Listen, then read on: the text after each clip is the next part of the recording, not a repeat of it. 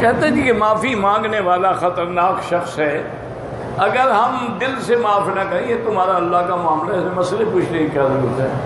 ورنہ مسلمان کی جو زبان ایک ہوتی ہے، جو دل میں ہے وہی زبان پہ ہو. یعنی وہ ظالم ہے، تم منافق بن رہے ہو کہ زبان کچھ اور اندر کچھ. نفل میں ایک ساتھ شکرانہ نفل، حاجت کے نفل، استخارہ کے نفل نہیں، ساری زندگی کے نفل اکٹھے کر ہوا. کبھی کھانے پہ تو ایسا نہیں کیا کہ ناشتے کے وقت کہو یہی روٹی کی دوپہر کی بھی ہو گئی، رات کی بھی ہو گئی، کل کی بھی ہو گئی، پرسوں کی بھی ہو گئی، ایک دفعہ کھا لیتا ہوں. اللہ کے بندے ہر نفل الگ ہے. اولاد کے لیے علاج بھی کروائیں اور سورۃ یوسف پڑھ کے اللہ سے دعا بھی کریں. مسجد عائشہ سے عمرہ کر سکتے ہیں، انڈیا سے ہوں یا پاکستان سے، کہیں سے بھی. دوسرے عمرے میں بال کم تھے، کم ہے تو اس طرح پھرواؤں نا، کم ہے تو یہ معنی تو نہیں ہے کہ اور بھی تھوڑے کٹو، بال کم ہو اس طرح پھرے گا. میری بیوی معذور ہے، میں اس کا ہاتھ پکڑ کے طواف کرا سکتا ہوں، بالکل کرا سکتے ہیں.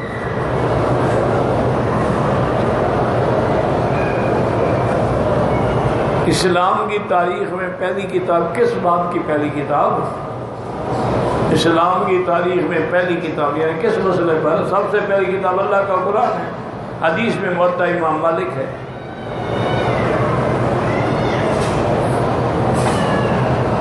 امام طبری کی تاریخ اٹھا کے پڑھ لیں اور پھر مجھے اپنے دادے کی پیدائش یاد نہیں، امام ہجری کی پیدائش کہاں سے یاد آئے گی. ایک بیٹا عمر 21 سال ہے، ذہنی مریض ہے، بہرحال اس کے لیے زمزم بھی پلائیں اور اللہ سے دعائیں بھی کریں. اور کیا علاج ہے ہمارے پاس؟ اللہ چاہے تو شفا عطا فرما دے.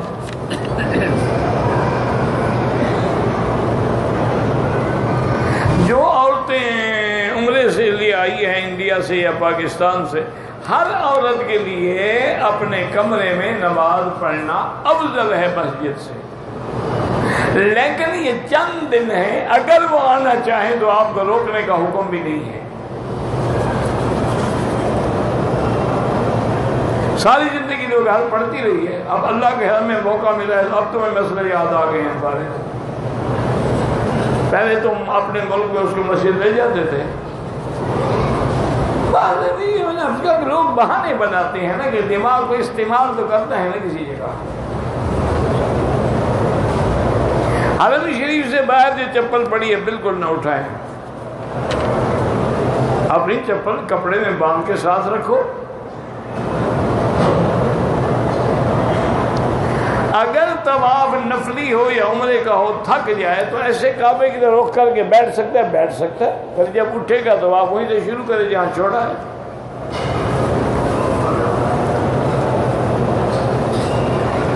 عمرہ طواف جس کو لیے بھی آپ کریں، زندہ کے لیے، مردے کے لیے، اپنے لیے کر کے ان کے لیے دعا کریں کہ اللہ ان کو ثواب دے. ہر طواف کے بعد 2 رکعت پڑھنا واجب ہے. نفلی طواف کے چکر وقفے سے نہیں، متوالی ہوتے ہیں.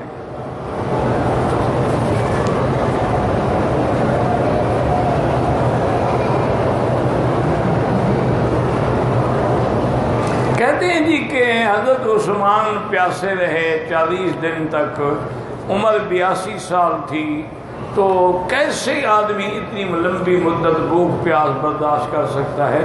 وہ آپ یا میں نہیں تھے، وہ حضرت عثمان تھے. وہ فرماتے ہیں جب بھی مجھے پیاس محسوس ہوتی میں تلاوت قرآن شروع کرتا. جن کو حضور خواب میں آگے فرمائے کہ عثمان آج کا افطار تم میرے ساتھ کرنا، ہم تمہاری انتظار میں ہیں، وہ کیسے کر سکتے ہیں؟ لوگ 40 سال تو بھوک ہڑتال کر کے پڑے رہتے ہیں، وہ کیسے کر سکتے ہیں 40 دن؟ 2 مہینے بھی لوگوں نے بھوک ہڑتال کی ہے.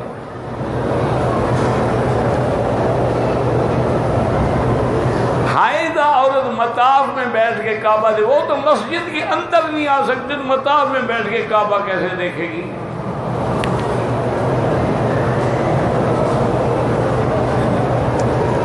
پانچ 6 گھنٹے سلے ہوئے کپڑے پہنے ہیں، اس کے بعد حلق کیا ہے، تو بہتر ہے کہ 5-10 ریال خیرات کر دو، چونکہ پورا دن نہیں گزرا، اس لیے اپنے ملک میں دم نہیں دے سکتے، دم جب بھی دو گے مکے میں دو گے، ابھی پیسے نہیں ہیں کوئی بات نہیں، چلے جاؤ اپنے وطن، یا کسی سے ادھار لے کے کر دو، پھر اس کو پیسے دے دینا۔ موزے پہن کر اگر چمڑے کے ہوں تو نماز ہو جاتی، اس میں ٹکنے کا کیا ہے؟ جوتے کا مسئلہ الگ ہے، کپڑے کا مسئلہ الگ ہے، اوپر کا کپڑا ٹکنے پہ نہ ہے، یہ تو نہیں کہ جوتی بھی نہ آئے ٹکنے تک۔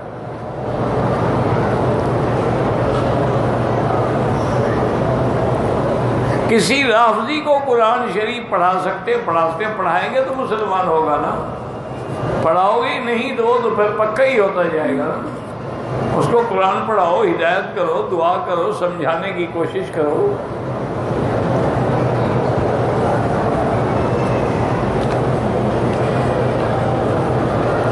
اگر قربانی کے جانور میں ہم حضور پاک کے نام کا حصہ بھی رکھ سکتے ہیں۔ بریلویوں کی مسجد میں ہم اکیلے نماز پڑھیں، مسجد تو اللہ کی ہوتی ہے، نہ بریلویوں کی ہوتی ہے، نہ دیوبندیوں کی ہوتی ہے۔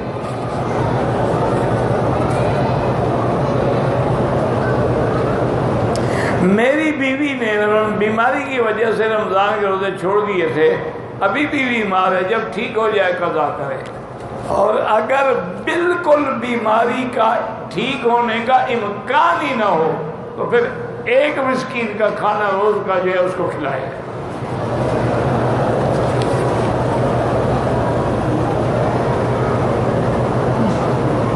ہم لوگ مکہ میں پتہ نہیں باہر رہتے ہیں، مسجد عائشہ جانا پڑے گا، اپنے گھر سے احرام نہیں باندھ سکتے۔ عمرے کے بعد احرام بال کٹانا بالکل وہ تو حصہ ہے عمرے کا، جب تک اس طرح نہیں پھیلاؤ گے عمرہ ہوگا ہی نہیں۔ میری بچی کے سر میں درد ہوتا ہے، زمزم پلائیں اور زمزم سر پہ بھی ڈالیں اور اللہ سے دعا کریں۔ ہم حد حرم سے باہر رہتے ہیں، لیکن حج کا احرام مینا سے بندم پڑ گئی، آپ مسجد عائشہ سے مان لیتے۔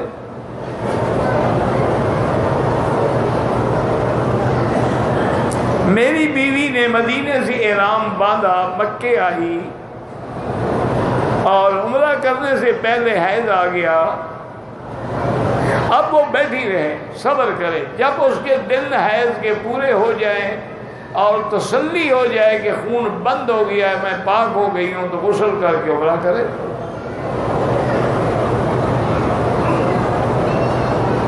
جہاں پہ احرام تو باندھ کے آئی ہے نا، پھر مسجد عائشہ جاننے کی کیا ضرورت ہے؟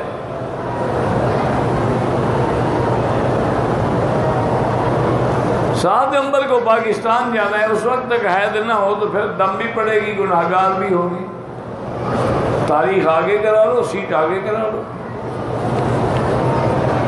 یہ تو اتنا سخت مسئلہ ہے کہ بعض فقہا لکھتے ہیں چونکہ وہ تو عمرے کے احرام میں ہے، جب تک طواف نہ کرے، صفا نہ کرے، وہ تو محرمہ ہے، کہتے ہیں اگر کوئی بھی حل نہ ہو نا، اسی ناپاکی میں عمرہ کر دے اور ایک دم دے دے کہ اسے پلید عمرہ کیا، تاکہ احرام سے تو نکلے نا۔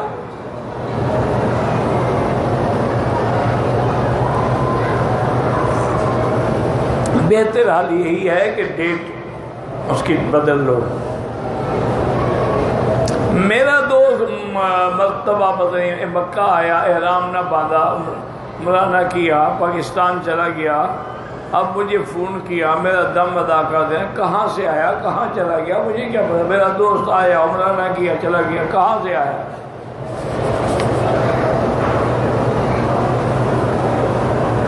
امام حرم کہاں سے کھڑے ہو کے نماز پڑھاتے ہیں، آپ تلاش کریں، یہ آپ کی ذمہ داری ہے۔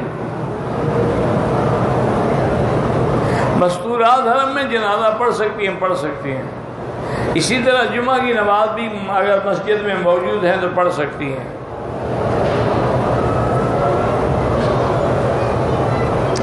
ایاک نستعین پر حاشیے میں جو لکھا ہے استعانت سے، اور نے لکھا ہے کہ غیر مستقلن، تم نہیں سمجھتے تو میں کیا کروں؟ یعنی اصل استقلال سے مدد تو اللہ سے مانگی جاتی، اگر کوئی بغیر استقلال کے کہہ بیٹھا تو کافر نہیں ہوتا۔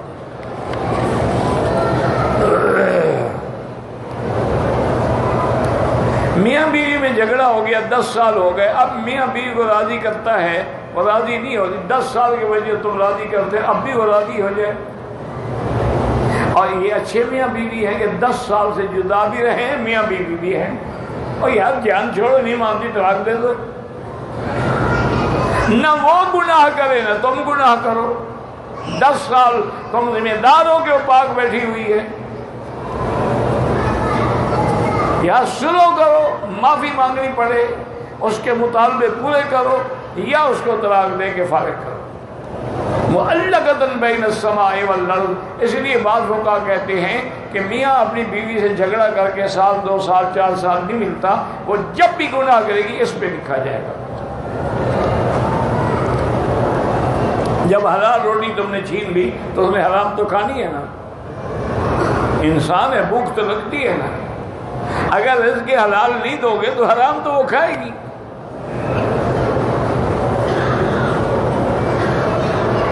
29,1700 ریال نکال لیے گئے، اللہ آپ کو بدلہ دے، ہم کیا کر سکتے ہیں، دعا ہی کر سکتے ہیں، بس انا للہ و انا الیہ راجعون کی تسبیح پڑھتے رہو، اللہ قادر ہے، کوئی بس سبب بنا دیں گے۔ پہلا عمرہ کیا، دوسرا عمرہ مسجد عائشہ سے کیا، ایک سال ہر میرا افراد کا عائشہ سے عمرہ، مسجد عائشہ سے عمرہ ہوتا ہے، بس بحث میں نہ پڑو، جن کا نہیں ہوتا وہ نہ کریں، لڑائی کی کیا ضرورت ہے، جن کا عمرہ نہیں ہوتا وہ نہ کریں۔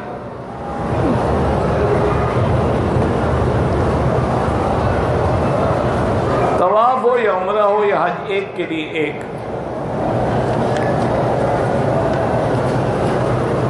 اما عائشہ کا دشمن پکا کافر ہے، وہ تو قرآن کا منکر ہے، اما عائشہ کی صفائی تو قرآن میں ہے نا، تو پھر بھی وہ اما عائشہ سے بغض رکھا ہے، مانے قرآن سے بغض رکھتا ہے، کافر ہے۔ الفاظ میں عید نماز نہیں پڑھی جاتی،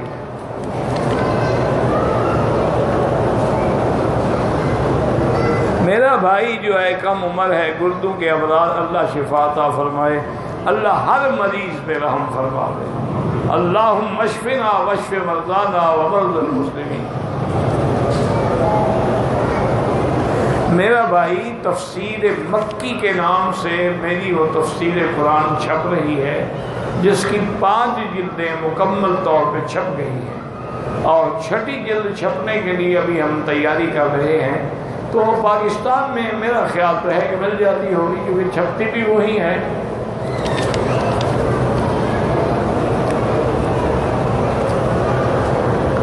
میں ڈاکٹر ہوں، جدہ شفٹ ہو گیا ہوں، میری فیملی قرآن ترجمہ تفسیر سیکھنا چاہتی ہے، شافعی حنبلی مسلک کے مدارس ہیں، ہم حنفی مسلک سے ہیں، کوئی بات نہیں، قرآن کی تفسیر میں حنفی شافعی کا کوئی جھگڑا نہیں ہے، آپ جو بھی مدرسہ ملتا ہے پڑھو،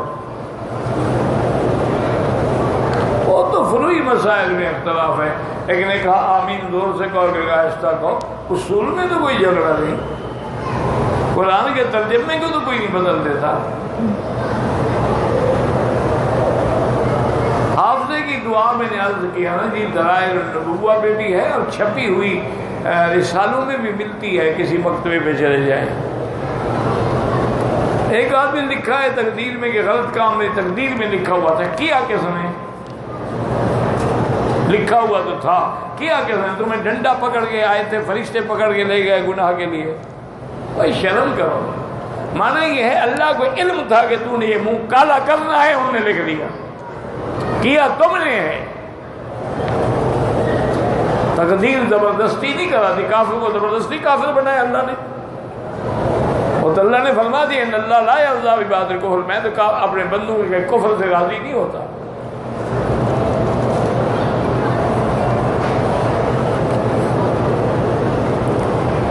میں نے کئی عمرے کی ہے، عمرے کی نیت زبان سے نہیں کی، کچھ تو کیا، لبیک پڑھا نہیں پڑھا، وہاں عمرے والی جگہ کیا کرنے گئے ایسے کر دی اپنی سیدھا۔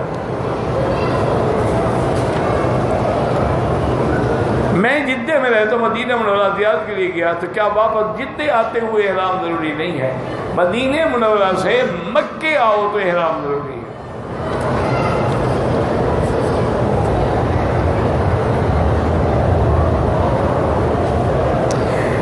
بال کاٹنے سے پہلے عورتیں چادر اتار دی، کچھ نہیں ہوتا ہے۔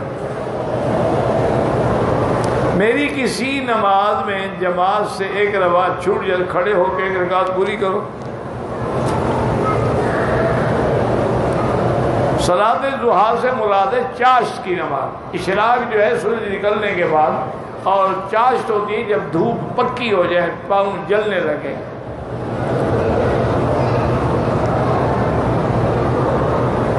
ہم مسلمان اپنی ماں کو مما کہہ کے پکار سکتے، مما کہو یا چما کہو، جو مرضی آئے گا، بس یہی شکر کرو کہ ماں مانتے ہو۔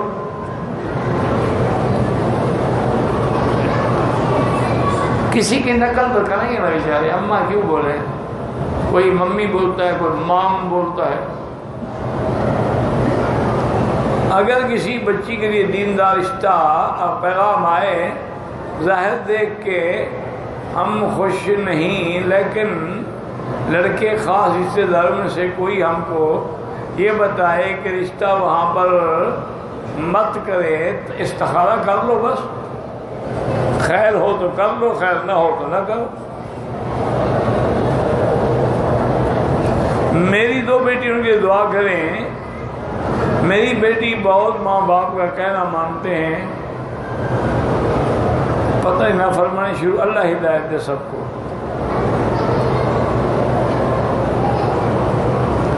مسجد حرام میں میاں کو پتہ نہیں،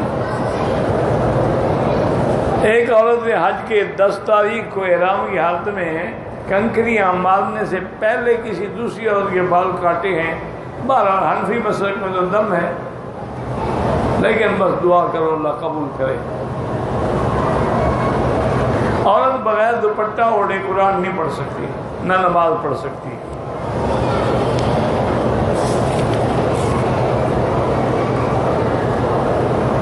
نماز جنازہ امام بآواز بلند پڑھاتے ہیں، کوئی بلند آواز سے نہیں پڑھاتا۔ یہ تمہارے مولویوں نے کوئی نیا مسئلہ نکالا ہے 1400 سال کے بعد۔ ان کو بھی اب پتہ لگا ہے، ان کے باپ دادے کا جنازہ بھی خاموشی سے ہوا ہے۔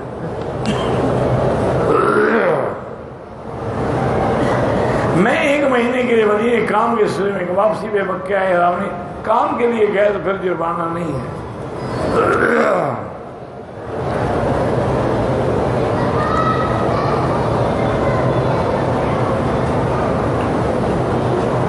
میری بیٹی نے بڑی مشکل سے گھر خریدا ہے، اب لوگ مخالفت بیچ دو، کوئی اور جگہ لے لو، کیوں وہاں کو پڑھتے ہو؟